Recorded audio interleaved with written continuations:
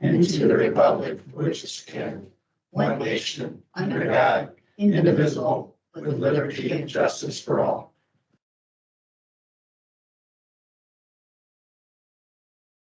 All right. Today we're meeting for a public hearing for the proposed property tax levy. And if I could have a motion to open up the public hearing. So moved. Second. I have a first and a second. All in favor? Aye. Aye. Public hearing is open. Anybody from the public would like to speak?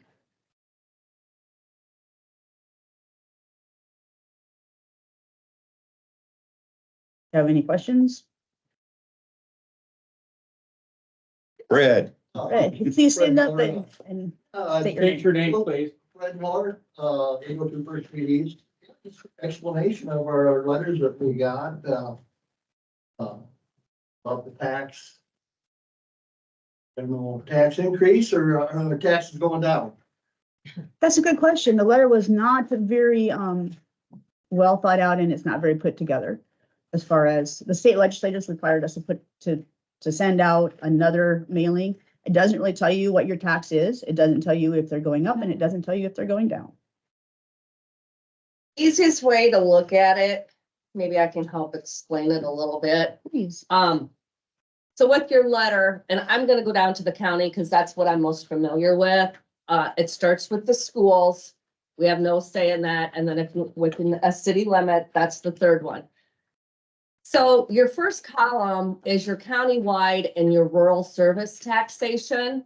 And the first thing it says is the current property tax. That's what everyone is paying right now, what the county requested for fiscal year 2024. And then the next column gives you the tax rate. So that's the actual levy that was in effect for 2024, okay? The effective tax rate, I'm gonna be honest, that is confusing to me. I'm not sure why they had us pull this in, but they did. But to make it a little more understandable, if you go to the next column where it says the proposed property tax, that is the tax asking for fiscal year 25 that will go into effect July 1. Okay. And then the next column is the proposed rate. So I'm going to give you a little comparison. Last year for fiscal year 2024, the current rate we are paying right now is 6.24213. For the upcoming year for county, it's 6.22252. Okay. Go down to the next column under the rural services, and I'm going to go off. Once again, I'm going to compare the levy rate, and then I'll go over the tax asking the actual dollars that we're requesting. So last year for the rural service levy, it was 3.15290. This year it has been lowered to 296,367. So the tax asking for rural, the actual dollar amount for fiscal year 2024 was 2,623,002. This year, the county is asking for 2,537,154. And if you want to go back up and look, the overall county, which consists of the general basic and the general services area, there is an increase. Last year it was 7.848423, and this year it's 8114980. So there is an increase with the general basic and the general supplement.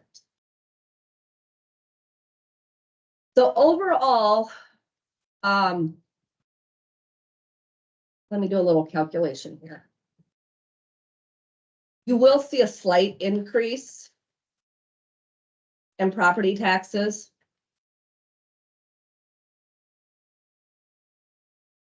From the county. From the county, yes. But the actual levy rate is lower, Yes, that is but correct. the increased assessments valuations is what drive up the additional tax.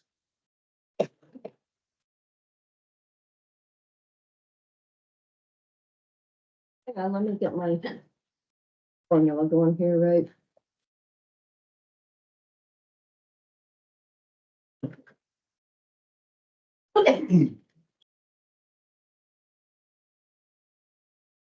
That column that has the effective tax rate, if you go to the top right-hand corner of your mailing, it explains that. Top right. The effective tax rate, what that means.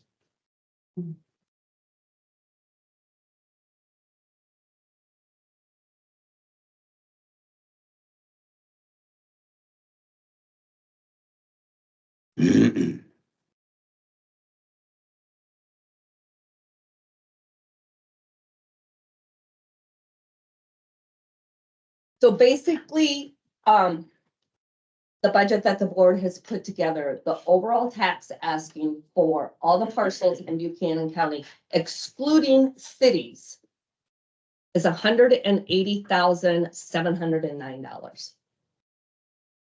So you divide that up between almost $15,000 or 15,000 parcels. That's approximately what your increase is going to be on what you're going to see when you get your actual tax statement. For the next period. Correct. Yep. Yeah, this starts, The year after, and the year after, and the year after. That all depends on what the board puts together for a budget the following year. This is only from July 1, budget from July 1 of 2024 to June 30th of 2025. The board, when we were going through the budgets, everybody understands, we call all departments heads in there and we go through their budgets line by line. And I'll tell you what, it was very highly scrutinized, what they were asking for. We're dealing with inflation like everybody else does in their personal lives. We have to become very competitive, keeping our employees, being able to retain them and recruit employees. So we see an increase there. And then also we had a very high increase on our insurance. Like it went up 30% for the county-wide insurance. That was a hard hit. And also your cities took that hit too. I mean, that really made a big change in what we had to do for our budgeting and stuff, because that was a high increase. I don't know can you remember right off the top of your head, Chris, what the bottom dollar increase was on that? I mean, it was. It was right at 30% Yeah, increase. 30%, but the final dollar, I don't know. But when you have a 30% increase in something like that, this is unreal. So it's been a real struggle working on these budgets and stuff. But we didn't want to cut services to our citizens and our residents in this county. Providing quality service is very important. So there was a lot of struggles with this, believe me. And I think I think the board did a good job in holding the line on the increase. I know some of your cities weren't able to do that. But overall, I would say that the county did a very good job on this. And there's been other counties and other cities that have actually, because of this tight budgeting they went through, they actually cut services, and we're not doing that. You're going to enjoy the same services that you always have. yes, please. Why is this letter? We don't get this every year, do we? This letter was part of House File 718 that they passed last year, or pardon me, passed this year, and required us to do this. It was a state mandate. This is coming from Des Moines. Good morning. Yeah, And the idea was to be more transparent with our taxing, but all it does is cause confusion. And unfortunately, it was never a budgeted expense. So our county alone spent what, $15,500. Estimate for it is just under $16,000 is what it cost us to do this mailing, and that was not in our budget. Chris, you had You those. take that as an average across 99 counties, it's almost $2 million. That's unbudgeted. unfunded mandate by the state. So if you really have a burr under your saddle over this thing, it's the state legislature that did it to us. Go ahead. My name's Tim Westmeyer from Winthrop.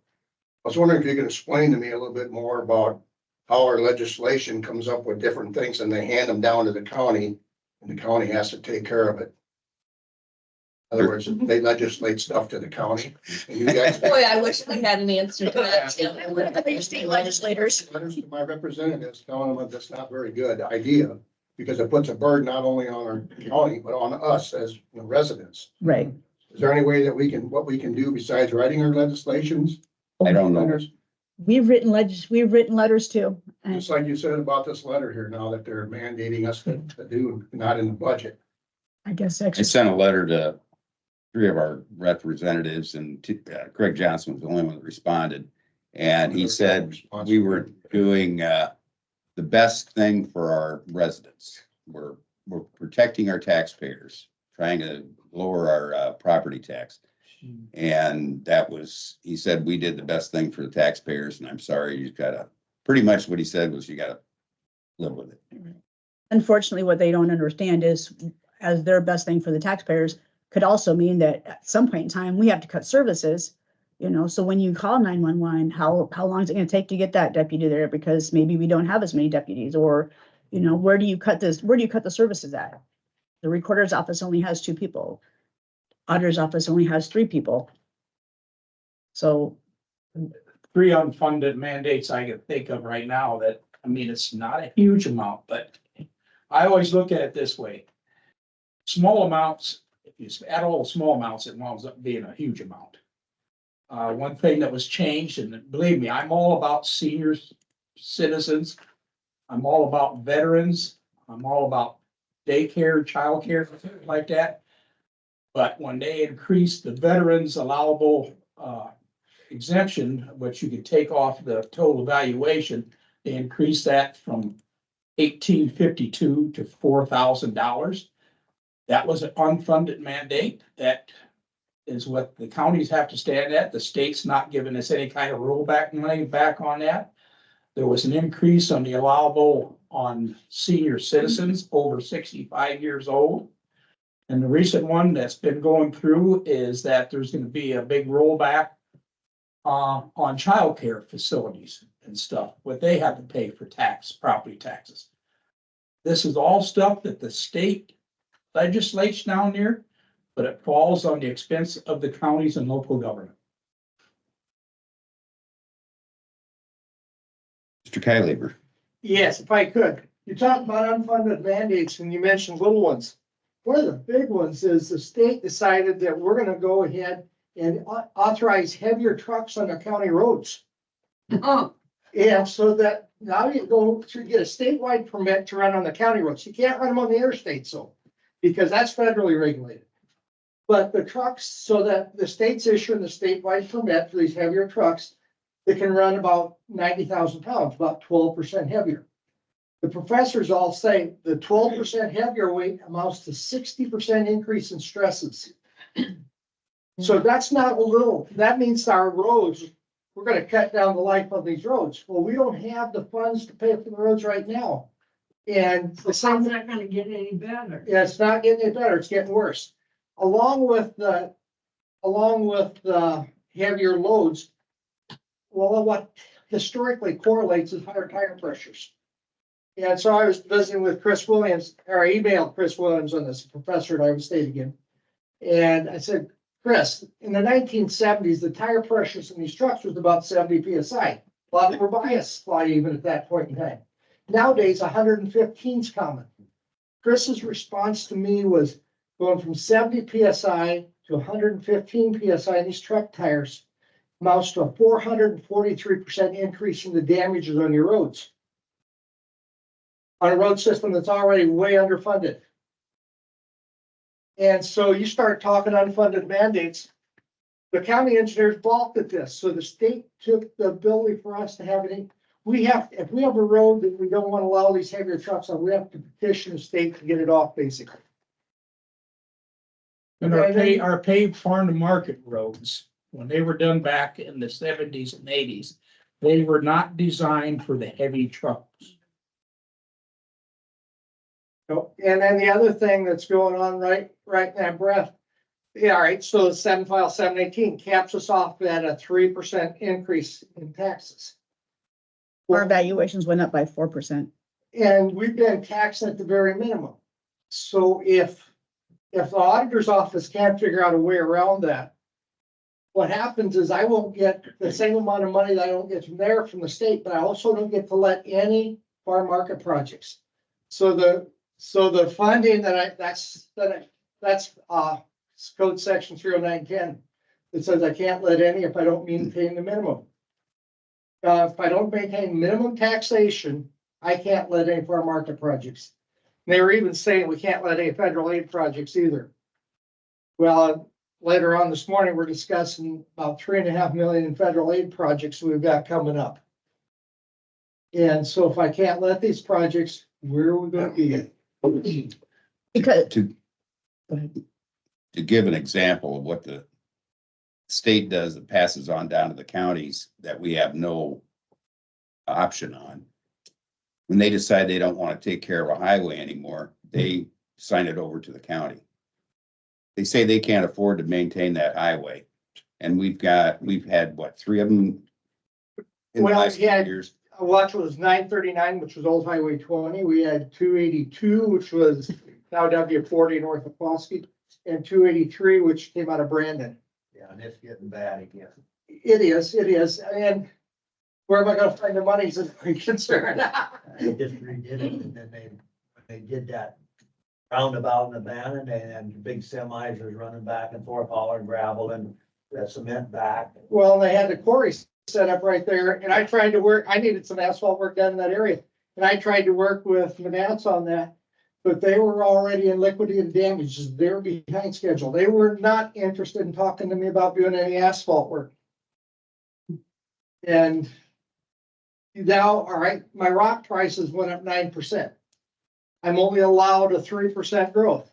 Less than 3% because when we grew 40%, they took 2% away. Yep. So now what You're allowed option 2% do I have on my road rock? All right, I can, if I try and keep the quantity of rock the same, then I better be cutting back on maintenance someplace else. How much underfunded do you think the roads are? Well, there's been studies on this, but let's put it in perspective. I collect about $1.2 million a year in my farm market account, 1.4, excuse me. And we're looking at over 600,000 a mile to overlay a county road. And it doesn't matter whether you're talking asphalt or concrete. We saw that from Blackhawk County's prices. So that means I can do 2 miles a year. We have 202 miles of pavements. So I can get to them about every 100 years. What do they need? My bridges are worse. My bridges are worse. And that's why we've been real aggressive on building the bridges with the county employees. And we're up to 33 of them built out of retired railroad cars. And we're going through Levy right now to get more rail cars. You got it? And we'll talk those numbers for a second. I collect right now $540,000 a year for bridges. I have 260 bridges. The average bridge, I've got one coming up that's about $4 million. That's 8 to 10 years of my bridge funding on that one bridge. Okay, so now but there's 259 others. Even if if I could do one bridge a year, that's 260 years to get to all my bridges. That doesn't work. So how are we getting it done otherwise?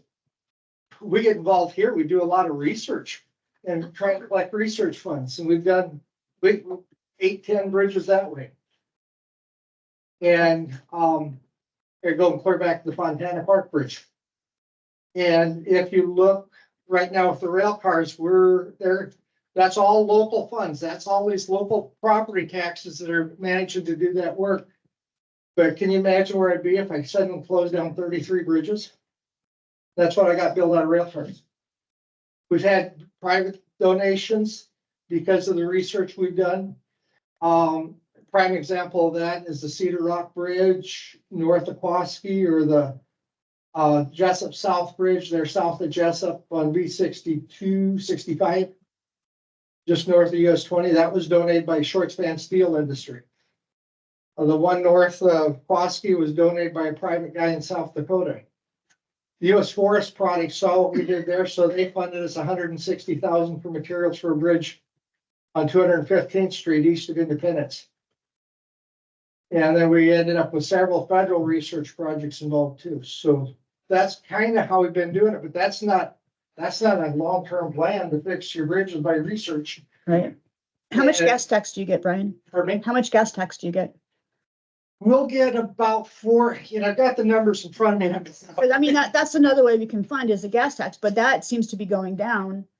More As efficient people are vehicles. getting more efficient vehicles, so then your gas taxes we're getting less of those. And what's more interesting is on the electric vehicles, there's been studies coming out saying that they do 2.2 times the damage of a standard vehicle. Yeah. For two reasons, because they're heavier.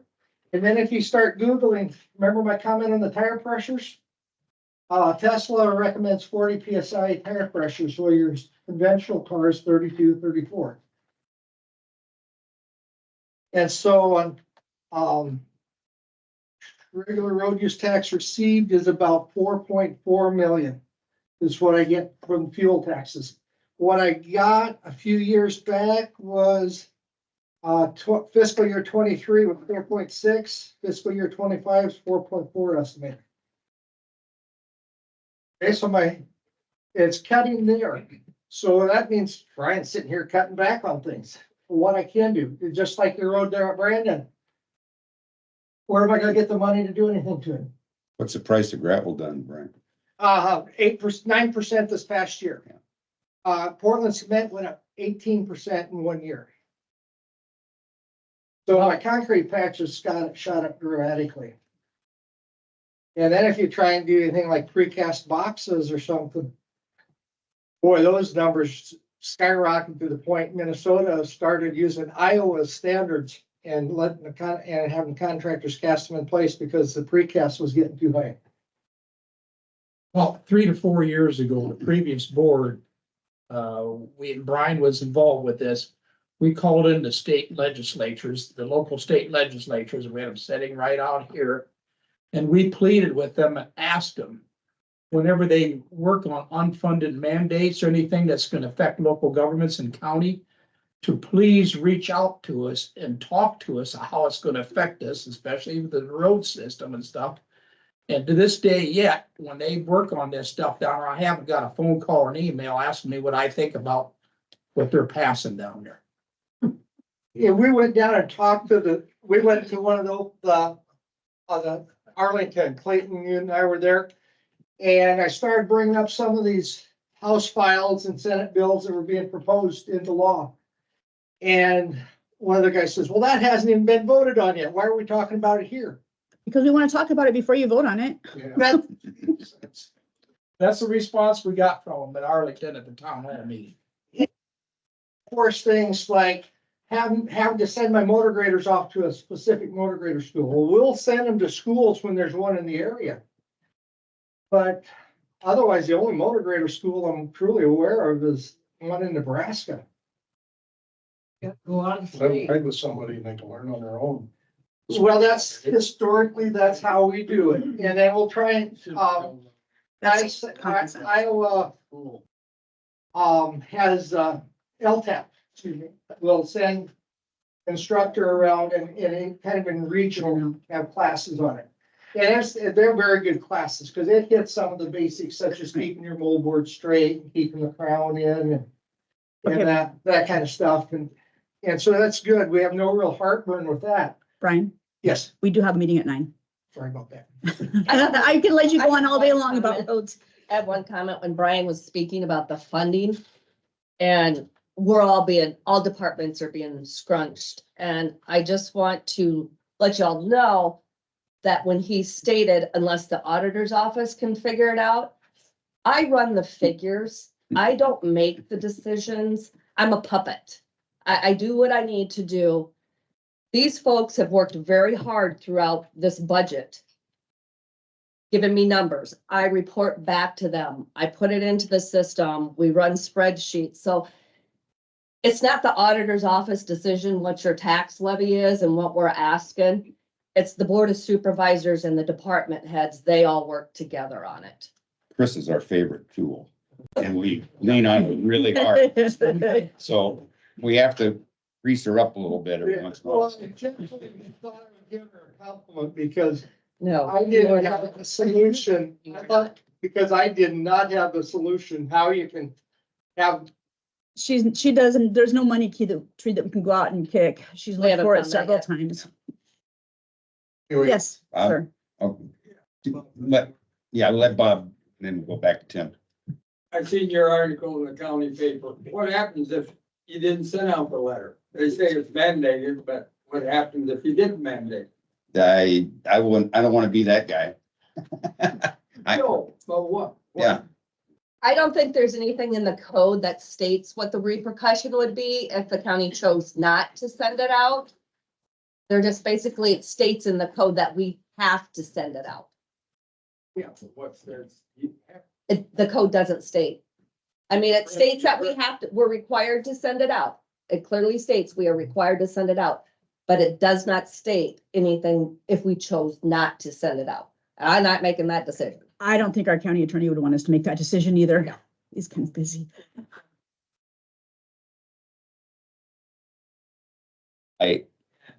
Basically, what's the difference than that or if you printed it in the paper? yeah. Thanks. I brought it up at an ISAC meeting down there, and we was down there in Des Moines, that I thought it'd be great if it was a prerequisite before anybody could be on the legislature, that they had to be an elected official in the county before they could become a legislature. You did get a round of applause for that. How'd that work out? I got applaud for it, but that ain't gonna work. Go ahead, I know Tim. there's a lot of jockeying around between responsibilities between the state, the federal government, conservation and supervisors.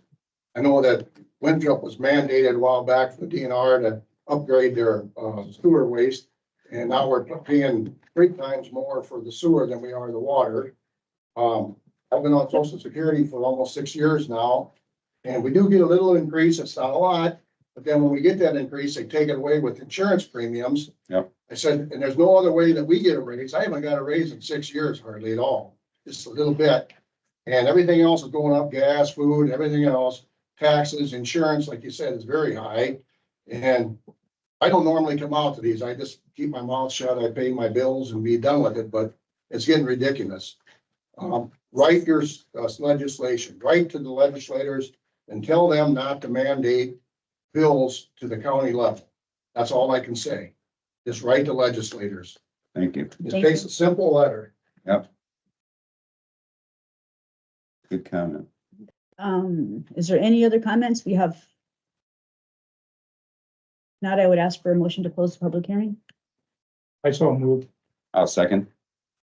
First and second, all in favor? All right. Thank you, guys. If Thank you. anybody And you are has welcome to stay for the next meeting. questions, please reach out. I think it's time to reach out to your state legislators. I'd make a motion to adjourn the public hearing. I have a first to adjourn the public hearing. I have a first and second, all in favor? Yes. Okay, Jeff, with that.